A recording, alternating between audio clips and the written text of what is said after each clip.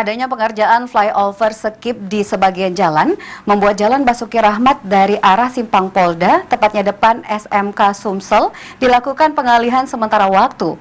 Kondisi ini membuat pengendara yang melintas harus lebih hati-hati, khususnya saat malam hari.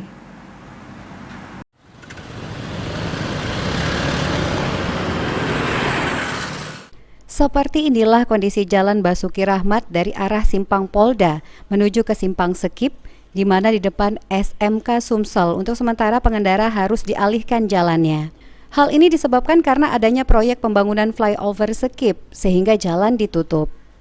Dengan kondisi ini tentunya membuat pengendara yang melintas harus waspada dan berhati-hati karena lokasi jalan yang sempit sehingga membahayakan dan juga akan menimbulkan kemacetan.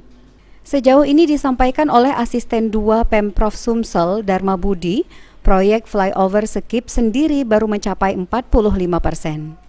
PPTK flyover progres fisik hari ini diperkirakan sudah mencapai 45% dari capaian 2 tahun pelaksanaan. Proyek flyover skip sendiri sedikit alami keterlambatan akibat gangguan utilitas di sekitar lokasi proyek. Firman Hidayat, PAL TV.